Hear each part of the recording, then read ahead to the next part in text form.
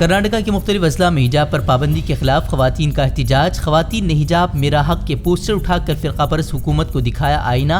कहा दस्तूर में दी गई आज़ादी को नहीं छीन सकती कोई हुकूमत।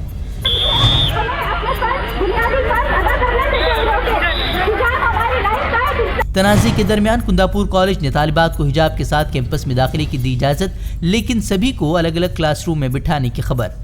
टेक्नोलॉजी का मरकज माने जाने वाला कर्नाटका अब नफरतों के मरकज में हो रहा है तब्दील। कॉलेजेस के बाहर अब तलबा को भगवा शाल पहनने के लिए दबाव डालते नजर आए हिंदुत्ववादी तंजीमों के मेंबरान। वहीं अब मणिपाल के MGM कॉलेज के हिंदू तलबा की भी भगवा शाल पहनकर आने की धमकी। ನಮ್ಮ ಸಿಸ್ಟರ್ ಎಲ್ಲ ಕಾಲೇಜಿಗೆ ಹೋಗ್ತಾರೆ.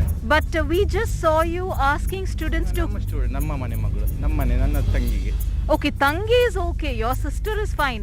We just shot you asking the students to bring the kesari shawl, saffron shawl tomorrow ಹಿಜಾಬ್ ಹಾಕ ಬಂದಾಗ ಏನು ಮಾಡ್ಬೇಕು ಹೇಳಿ? ಹಿಜಾಬ್ ಕಂಟಿನ್ಯೂ ಮಾಡ್ತಾರೆ. ಇಲ್ಲಿ ಶಾಲೆ ಒಂದಿತ್ತಲ್ಲ 18-20 ವರ್ಷದ ಒಂದು ರೂಲ್ಸ್ ಅಂತ ಇದೆ, ರೂಲ್ಸ್ ಅಂಡ್ ರೆಗ್ಯುಲೇಷನ್ ಇದೆಯಲ್ಲ, ಅದನ್ನ ಫಾಲೋ ಮಾಡಬೇಕು. Sisters do you have? ತುಂಬಾ ಜನ ಇದ್ದಾರೆ, ಎಲ್ಲರೂ ತಂಗಿಯರೇ, ನಮ್ಮ ಸಹೋದರರೇ, ನಮ್ಮ ಶಾಲೆಯಲ್ಲಿ ಓಡೋರು. So you're asking the female students to bring the saffron shawl tomorrow? ನಾವೇ ಆಸ್ಟಿಂಗ್, ನಾವು ಕೇಳ್ತಿರೋದಲ್ಲ, ಅವರೇ ಆಯ್ಕೊ ಬರೋಕೆ ರೆಡಿ ಇದ್ದಾರೆ, ಅವ್ರು ನಾಳೆ ಆಯ್ಕೊ ಬರ್ತಾರೆ ಅಷ್ಟೇ। नए हिंदुस्तान में तालीमी इदारों में तलबा को एक दूसरे के खिलाफ खड़ा कर रही हैं फिरका परस्त ताकतें। अब हिंदू तलबा के जाफरानी शाल के खिलाफ दलित तलबा ने पहनी नीली शाल। एक तरफ जय भीम तो दूसरी तरफ से लगे जय श्री राम के नारे।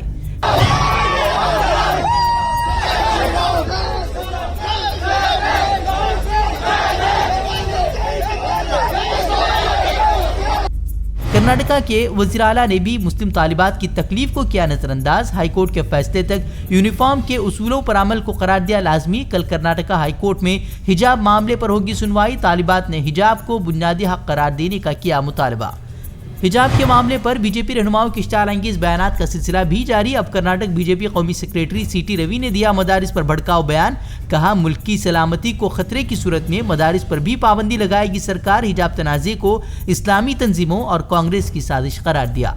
कांग्रेस रहनुमा DK शिवकुमार ने हिजाब तनाज़े को करार दिया मुल्क की बदनामी। कहा कर्नाटक की तहजीब और सकाफत को बदलकर उसमें जहर घोलने की कोशिश कर रही है बीजेपी। असल मसाइल से ध्यान हटाने के लिए इन मौज़ूआत को ला रही है हुकूमत। हिजाब मामले पर मुस्लिम पर्सनल लॉ बोर्ड का भी सामने आया मौक़िफ़। कहा मुस्लिम तालिबात को हिजाब के इस्तेमाल से रोकना शख्सी आज़ादी में मुदाखलत के मुतरादिफ। कहा हर तबके को अपना मनपसंद लिबास पहनने का हक कौमी इत्तेहाद को तोड़ने की साजिश के तहत तनाज़ा खड़ा करने का फ़िरका परस्त ताकतों पर लगाया इल्ज़ाम। कर्नाटक में मुस्लिम तालिबात को हिजाब से रोकने की मजलिस इस्लाह और तंजीम भटकल ने की शदीद मजम्मत। स्कूल और कॉलेज को वॉर फील्ड में तब्दील करने की साजिश करार दिया। वेलफेयर पार्टी ऑफ इंडिया की शाख भटकल ने भी सख्त रद्द-ए-अमल का किया इजहार। हिजाब तनाज़े को RSS की बताया चाल। मैं समझता हूँ कि RSS की बड़ी चाल है इसमें। ही पहले से यही है कि संविधान को खत्म किया जाए, तो वही एजेंडे पे ये लोग काम कर रहे हैं। हरकत चाहे कोई भी करे, जो हमारे संविधान विरोधी हो, समाज विरोधी हो, जो हमारे राष्ट्र विरोधी हो और मानवता और इंसानियत के खिलाफ हो, सबसे बढ़ करके इस तरह के साजिशों की जो हम कड़े शब्दों में हम निंदा करते हैं, उसकी मजम्मत करते हैं। वज़ीर आज़म मोदी ने पार्लियामेंट में जमकर कांग्रेस को बनाया निशाना। कहा टुकड़े टुकड़े गैंग की लीडर बन गई है कांग्रेस। कोविड बहरान के लिए भी कांग्रेस और दिल्ली की केजरीवाल सरकार को ठहराया जिम्मेदार। कांग्रेस को हमेशा से इन बातों से नफरत रही है। विभाजनकारी मानसिकता उनके DNA में घुस गई है। अंग्रेज चले गए, लेकिन बांटो और राज करो, ये नीति कांग्रेस ने अपना चरित्र बना लिया है। और इसलिए ही आज कांग्रेस टुकड़े टुकड़े गैंग की लीडर बन गई है। दिल्ली में ऐसी सरकार थी, दिल्ली में ऐसी सरकार थी जो है, उस सरकार ने तो जीप पर माइक बांध करके दिल्ली की झुग्गी झोपड़ी में गाड़ी घुमा करके लोगों को कहा संकट बड़ा है, भागो, गांव जाओ, घर जाओ, और दिल्ली से जाने के लिए बसें दी, आधे रास्ते छोड़ दिया और श्रमिकों को लिए अनेक मुसीबतें पैदा की।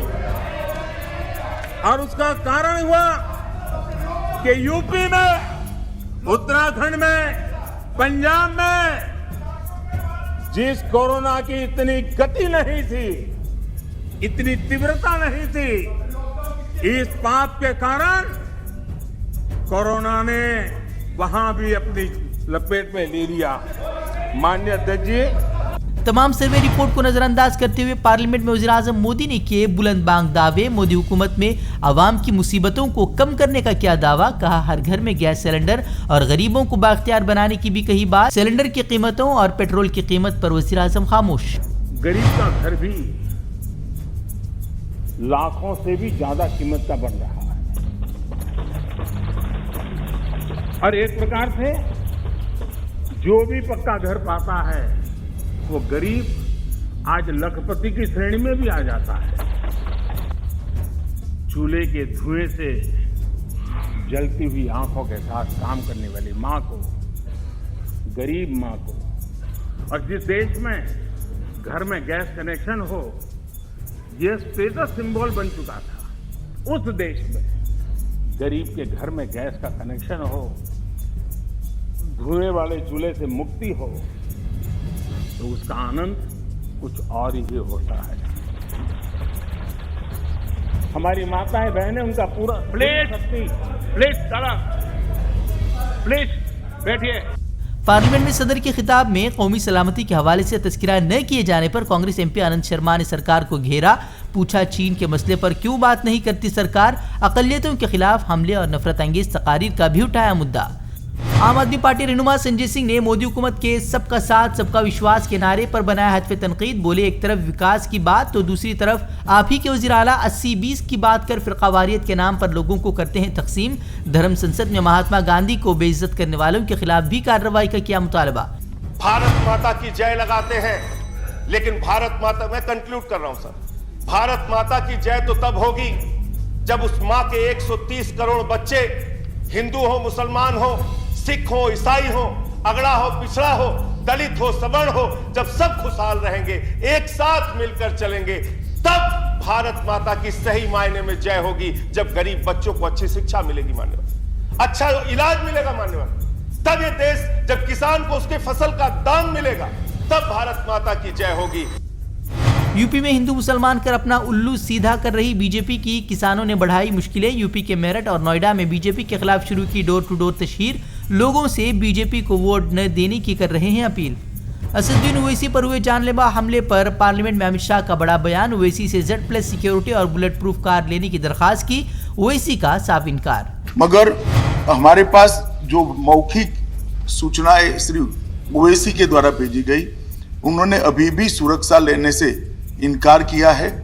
मैं सदन के माध्यम से श्री ओवैसी को विनती करना चाहूंगा कि वो तत्काल सुरक्षा ले ले और हम सबकी चिंता का समाधान करें। धन्यवाद। हमसे जुड़े रहने के लिए हमारे चैनल फ़िक्र खबर TV को सब्सक्राइब करें, वीडियो को लाइक और शेयर करें। मज़ीद खबरों के लिए विजिट करें ficrokhbar.com।